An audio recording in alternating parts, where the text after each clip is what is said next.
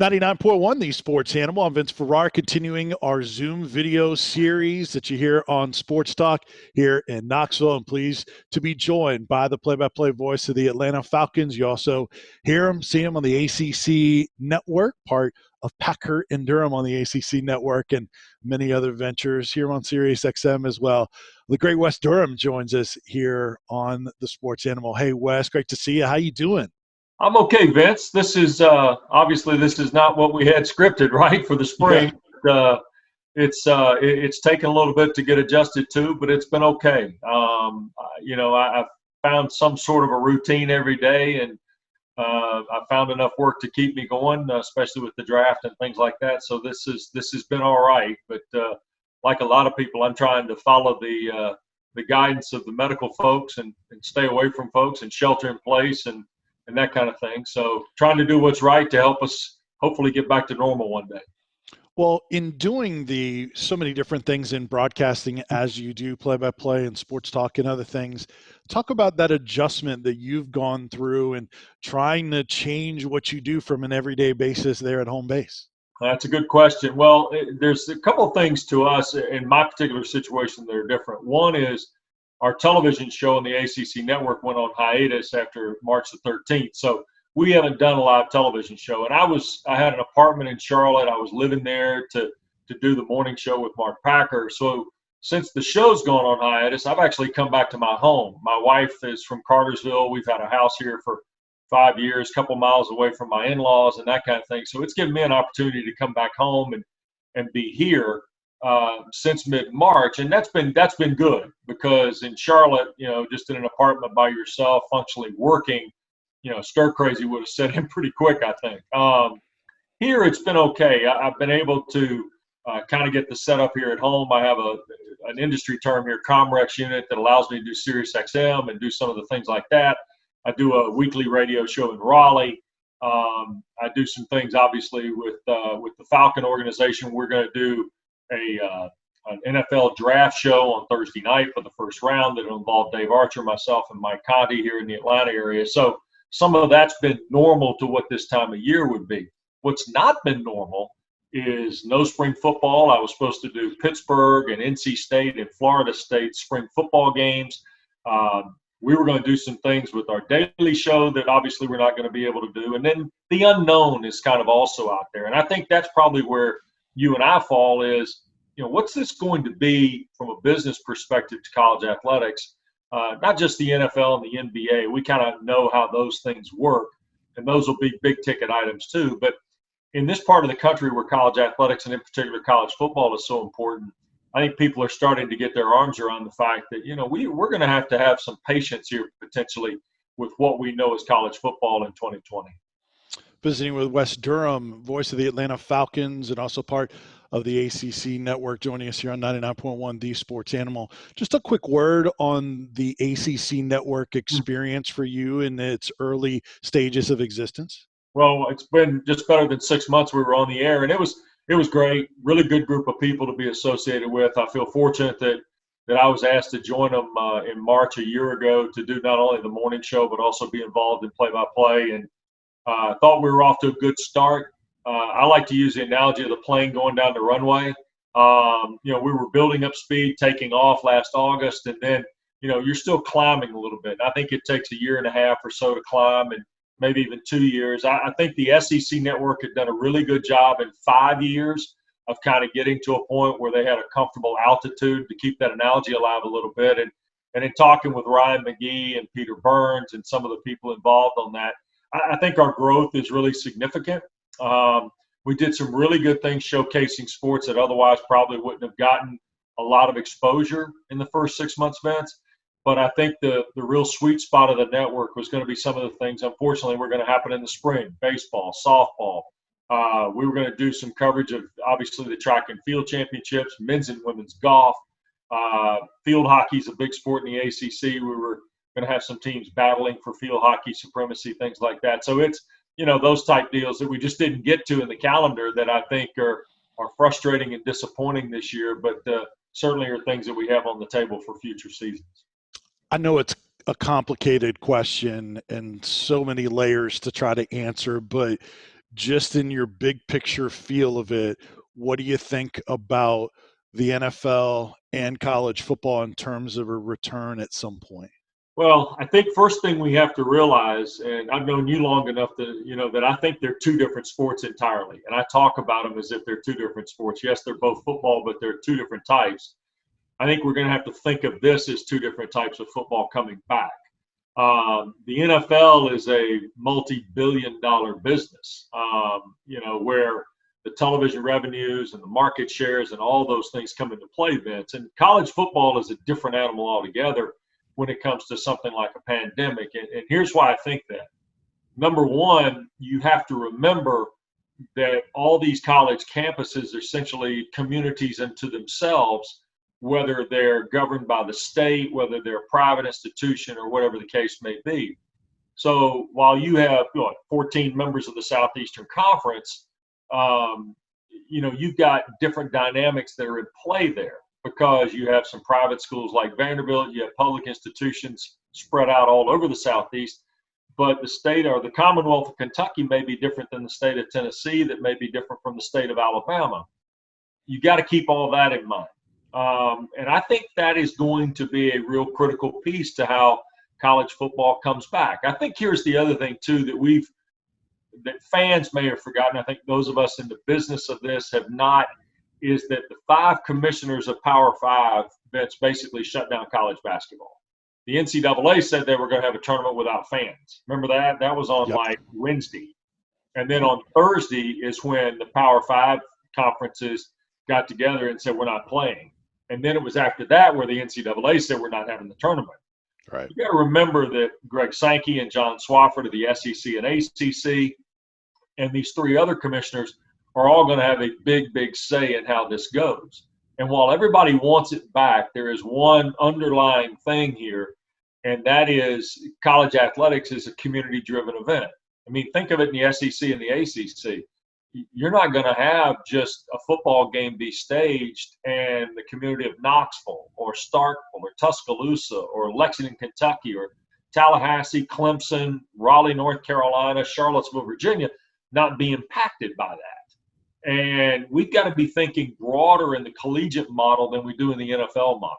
And I think that hasn't been spoken of enough, but we're not ready for it to be spoken of yet, because we got to get to some medical people. We've got to trust the health experts. We've got to, if I can for 10 seconds, say we need to drop the partisanship and move on the same path here a little bit, because that's where this needs to go. This is college athletics is one thing, pro sports is another, and I think you're going to see some differentials as we come back from it. Wes Durham joining us here on 99.1, The Sports Animal. Let's talk about the Atlanta Falcons. As you mentioned, you're going to be a part of that draft day special, and everyone is handling the draft remotely. We're hearing about the league going through the mock drafts and having issues and things like that, but we've talked about that enough. I'm just curious from the Falcons standpoint, how they're approaching this draft with the circumstances they've got. Well, I think Atlanta has been pretty forward about talking about how the connections and the computer stuff and all the technology is going to work. Thomas Dimitroff and Dan Quinn have, in fact, earlier today had a presser, what we now know as a presser, to discuss what they were going to do, and I think they're pretty well set at 16. Now, Atlanta has always been aggressive in the draft. They've moved up more than they've moved back. Last year they moved back and then also found a way to back in a pick at the back of the first round by cashing in 2 twos. Look, I have no doubt they could pick at 16 as comfortably as they could maybe package something up and move up or move back. I tend to think they may move back this year, Vince, only because I think what they're looking for is available at 16, but they also lost a second-round pick, one of their 6, when they traded for Hayden Hurst, the Baltimore tight end, after Austin Hooper signed a free agent deal. So I guess in some way I'm telling you I think it's just as easy at 16 as it is anywhere in the first round for them. And they need more than likely somebody on defense. Now, it doesn't mean they won't take somebody offensively, but if you told me today, and we're talking on a Monday before the Thursday draft, I'm telling you they're still going defense.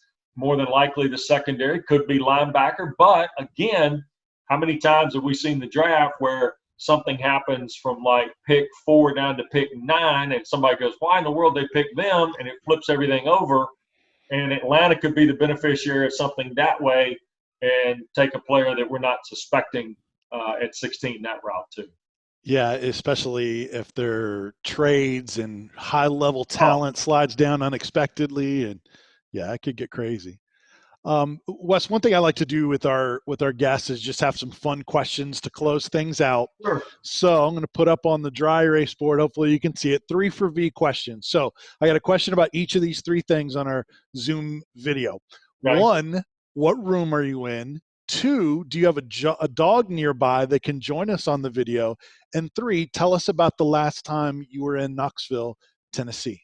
Wow. I am in a room that is adjacent to our bedroom that my wife actually had thought when I moved to Charlotte she could use as kind of her little office area. That's gone.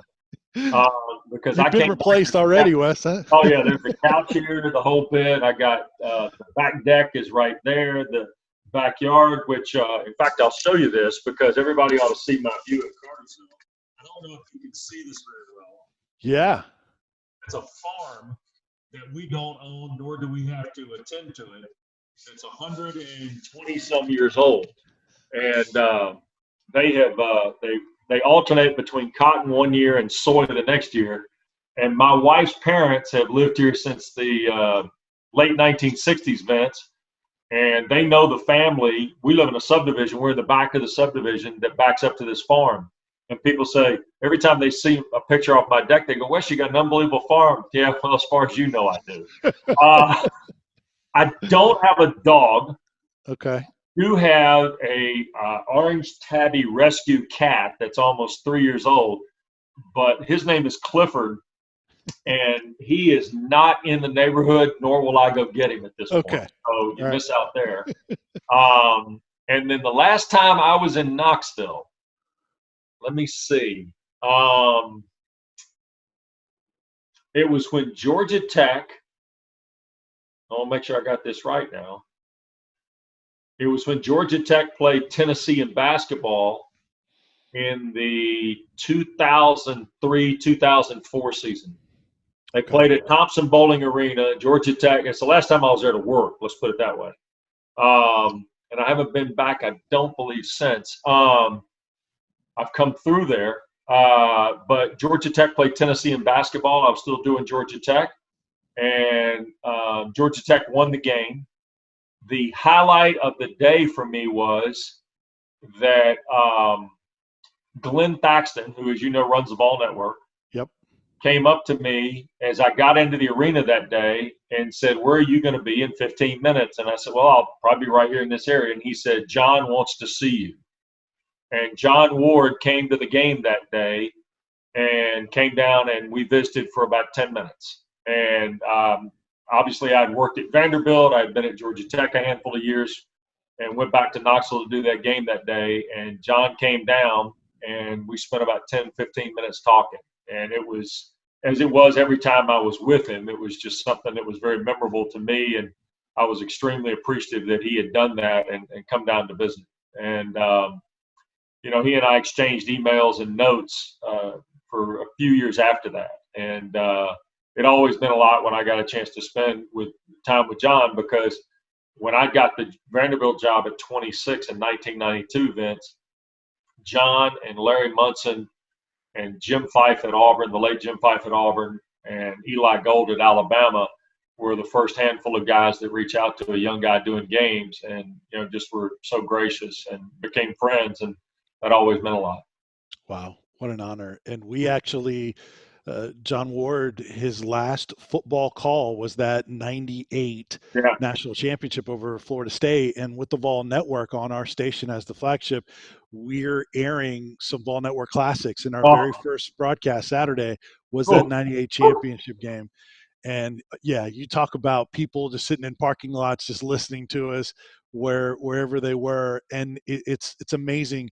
John Ward was talked about on social media as much as the game was. He meant that much to this fan base. It's amazing that, nearly it's more than 20 years since he retired, and obviously just a couple of years since he passed away. And one of the really disappointing times for me was when he passed away and they had the great memorial service at Thompson Bowling, and Yep. I couldn't be there. I had something on the books and couldn't get out of it, and was coming to Knoxville to come to the event. And the same thing unfortunately happened with Rod Bramlett when he passed away tragically about a year ago at Auburn. And it's bothered me for golly, I just can't begin to tell you. But he was so special, and I cherish the memories I have with him. And my friend Stan Cotton, who's the voice of Wake Forest, who's a Knoxville native who played at Farragut High School and has been the voice of the Deacons now 25 years.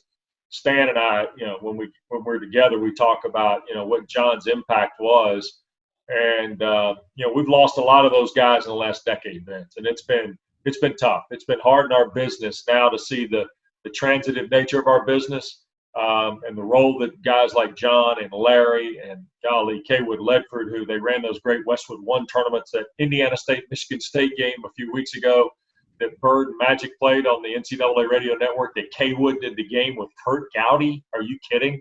Yeah.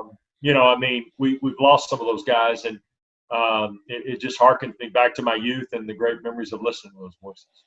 Yeah. And you had the great pleasure of listening to your dad as well. Yeah. So, yeah. So. Well, if that's not having John Ward reach out to you, if that's not validation on how great of a broadcaster you are, I don't know what is. I appreciate it. Great to see you. Thank you so much for the time. Thanks for being a sport with a 3 for V, and stay healthy and safe over there. All right. Thanks, Vince. All right. That is Wes Durham, voice of the Atlanta Falcons. I'm Vince Ferrara, 99.1, the Sports Animal.